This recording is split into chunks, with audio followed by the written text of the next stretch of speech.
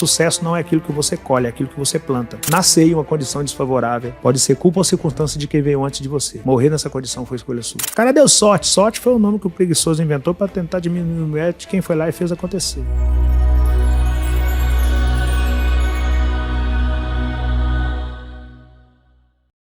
Por isso que a galera fica pra trás, que coisa fácil qualquer um faz. E eu não sou qualquer um, você não é qualquer um. O extraordinário é algo complexo. Não impossível, mas complexo. E é por esses motivos que a galera vai ficando pra trás, né? A galera quer o que seja um pouco mais fácil, que trabalhe um pouco menos, que desgaste um pouco menos. E tudo isso é ilusório quando se fala de extraordinário. O cara trabalha 8 horas por dia hoje na CLT e acha que tá trabalhando demais, é porque ele não sabe que o negro trabalha 16 horas por dia, sendo patrão do próprio negro. Então não é quem trabalha menos ou quem trabalha mais, é quem trabalha com o que gosta, mas é difícil pra caramba trabalhar com o que gosta. Não é fácil um jogador de futebol trabalhar com o que ele gosta. É difícil pra caramba o preço que ele paga pra estar lá. Não é fácil a vida que o negro tem, não é fácil a vida que o Rick tem. Era muito mais simples a minha vida vender água na praia. O comprometimento era menos pessoas me olhando, era menos holofote me olhando. Então era muito menos complexo. Só que o resultado era muito menor. E tava tudo certo. Vender água na praia o restante das minhas vidas, eu ia conseguir pagar meu aluguel, eu ia conseguir comer, eu ia conseguir me vestir. Mas e o próximo nível? Qual era o próximo nível depois daquele ali? Então se você não estabelece o próximo nível, você já tá dentro de uma bolha de que tá ganhando um dinheirinho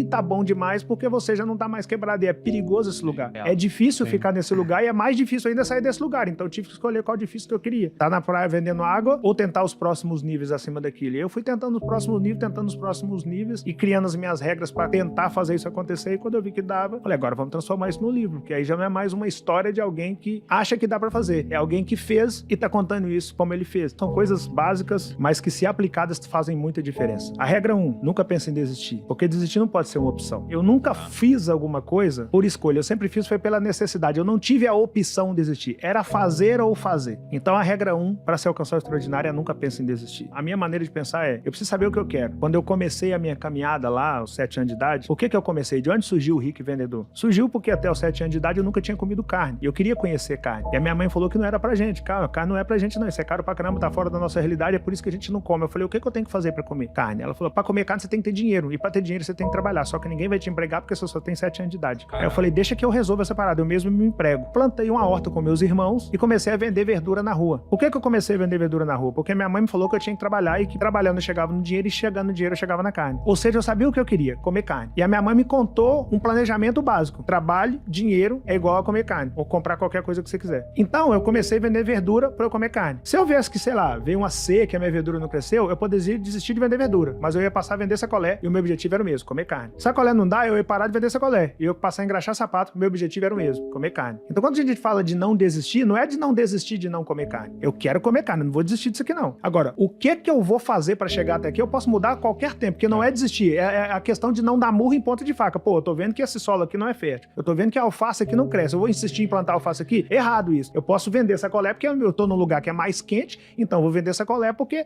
nesse momento dá pra eu vender sacolé. Veio o inverno? Não, então agora eu tenho que vender capa de chuva. Vai chover, eu vou vender capa de chuva, não vou vender sacolé. Agora, o objetivo é o mesmo. Seja lá o que eu for fazer, o objetivo é chegar no dinheiro e depois chegar no dinheiro, chegar na carne. E o que acontece com muita gente? Insistir em projetos que visivelmente não vão sair daquela ótica ou daquele patamar ou daquele degrau e achar que daquilo ali vai alcançar o seu extraordinário. Ou culpar o universo como, cara, eu sou um cara esforçado, eu sou um cara dedicado, eu sou um cara que faz a minha parte e eu não consigo. Por que eu não consigo? De repente você é até um cara esforçado, é até um cara dedicado, é até um cara que faz a sua parte, mas você tá insistindo em uma ideia que não vai te levar ao extraordinário por esse viés. Mas de repente você pode buscar novas maneiras de se fazer a mesma coisa para que essas novas maneiras de se fazer a mesma coisa possa possibilitar a sua condução para o seu extraordinário. A primeira mudança é a mentalidade, porque no cenário que eu fui criado, a mentalidade que se ensinou foi, ó, isso não é pra gente. Esquece carne, não é pra você. Esquece conga, não é pra você. Eu caçava quichute. Quichute é cruel pra caramba. E a conga era o primeiro passo depois do quichute. O all-star era o segundo passo depois do quichute. Esquece, não é pra você. E esquece morar bem, não é pra você. Esquece esse negócio de faculdade, não é pra você. E a primeira coisa que eu tive que mudar foi, vai ser pra mim o que eu determinar que é pra mim, desde que eu de fato determine e execute. Isso criança. Era mais fácil eu esquecer comer carne do que eu insistir em comer carne. Eu falei, não, eu vou comer carne. A galera tentava te desmotivar na época, quando você queria acreditar nisso?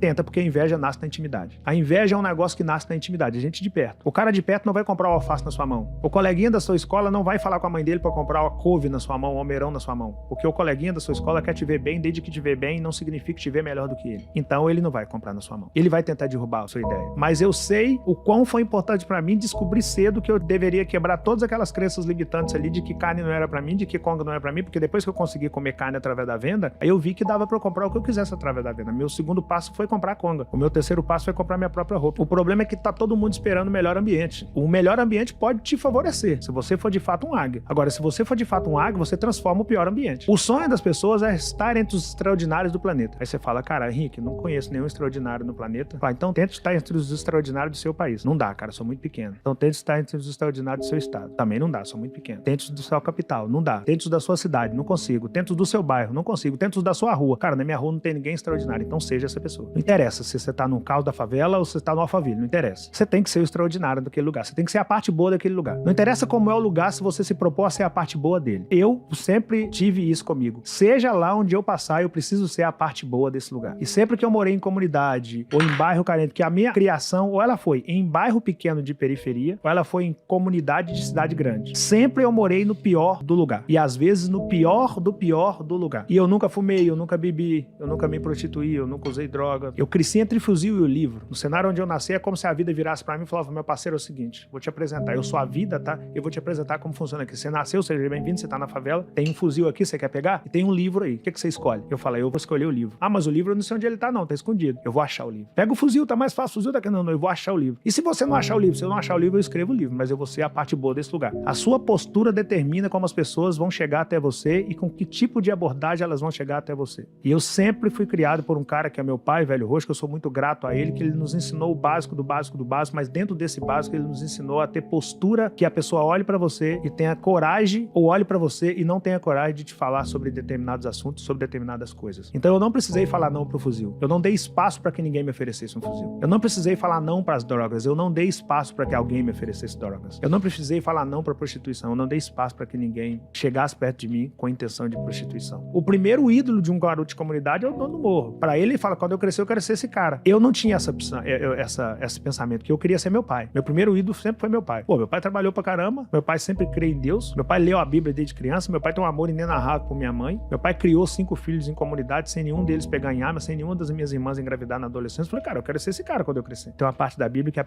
1 Pedro, capítulo 5, versículo 6, que diz, humilhai-vos, porém, debaixo da potente mão do Senhor Deus, para que no seu tempo exato ele venha exaltar. Eu suportei 40 anos para esperar isso acontecer. Mas o dia que esse Deus me exaltou, eu fui em 5 continentes do mundo provar que não tem a ver com o lugar que você nasceu. Tem a ver com as suas escolhas. Tem a ver com o nível de conhecimento que você buscou. Tem a ver com aquilo que você fez. Tem a ver com os nãos que a sua postura deu automaticamente para as pessoas. Tem a ver com isso e não com o ambiente quando você nasceu. Eu descobri, a grosso modo, que nascer em uma condição desfavorável pode ser culpa ou circunstância de quem veio antes de você. Morrer nessa condição foi escolha sua. Isso eu concordo com você. Não é fácil, porque falar isso assim, falar isso sem explicação pode ser meio que clichê. Mas eu posso te afirmar que tem muito mais Rick Chester dentro de uma comunidade do que pessoas com fuzil na mão. O problema é que essas pessoas não se enxergam quanto o Rick Chester. Porque hoje elas estão em um celular que tem...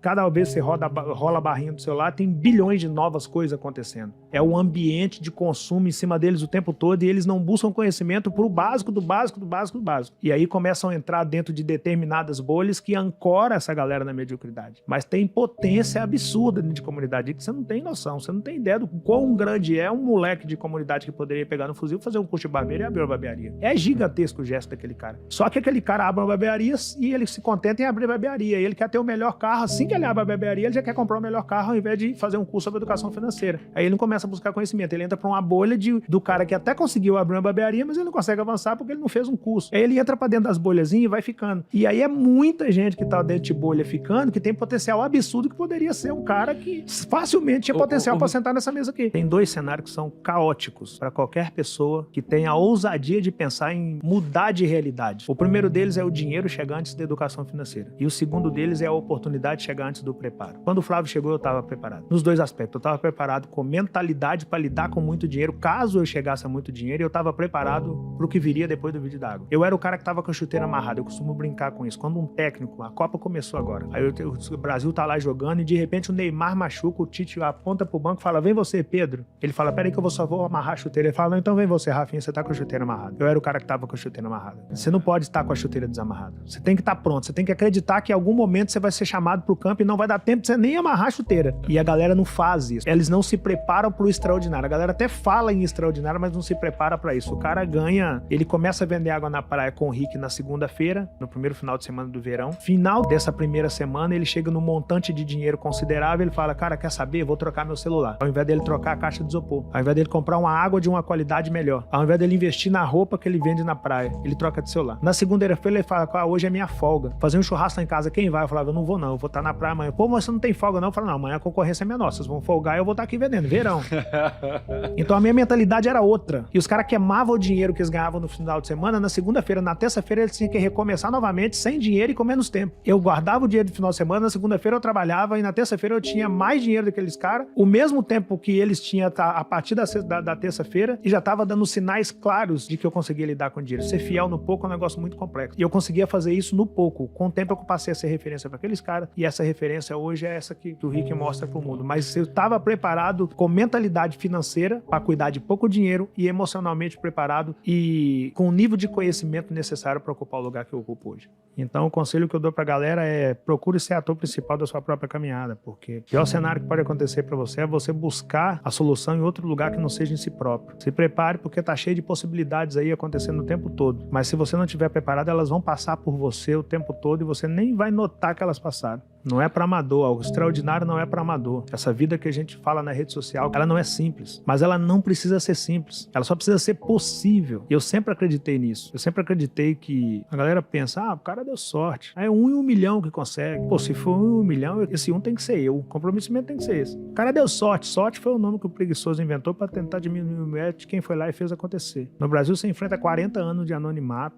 você rala pra caramba, você foge de todas as portas que poderiam te levar à perdição, você busca conhecimento, você anda entre as pessoas frente cabeça erguida, você come do suor do seu rosto, e depois quando você consegue alcançar o extraordinário, vem alguém e fala que você deu sorte. Outros falam, mas esse cara vende o quê? Pô, só livro de 5 milhões, eu não sei qual produto que quem me faz essa pergunta vende, não, mas se ele tiver vendido 5 milhões desse produto, ele é bom pra caramba no que ele faz. Só livro. Isso se eu vendesse só livro. Então se prepare para enfrentar o caos e se prepare para enfrentar isso depois que chegar. E caso você chegue ao extraordinário, saiba que toda história de sucesso é meia história de fracasso. Então mantenha os 2 pés cravados no chão, porque para cada 10 pessoas que te observam e te admiram, tem 3 entre essas 10 que tá só esperando uma brecha desse tamanhozinho para puxar. E se você tiver perdido a noção, você não se levanta mais. Cresça sem perder os laços com aquilo que te levou a crescer. Humildade, essência, resiliência, fé, gratidão, fidelidade. Eu estar aqui no Nigro como o primeiro podcast que eu vou dar muito tempo é lealdade a algo que ele me falou lá atrás. Inclusive foi assim que ele elaborou isso aqui. Seja uma pessoa de palavra. E por fim, sucesso não é aquilo que você colhe, é aquilo que você planta. Se você quer colher abacate, plante abacate. Quer colher manga? Plante manga. Quer colher mamão? Plante mamão. Você só tem aquilo que você plantou. E se a vida que você tem hoje não é a vida que você quis ter em um dado momento da sua caminhada, não culpe o universo ou pense que as coisas conspiram contra você. Volte lá e veja o que você plantou, o que você está colhendo. E se não te representa, arranque tudo aquilo que você plantou, plante novamente e cultive novamente, para que um dia você possa colher exatamente aquilo que você quer, baseado exatamente naquilo que você plantou. Fora isso, jamais desista do seu sonho, porque se eu tivesse desistido,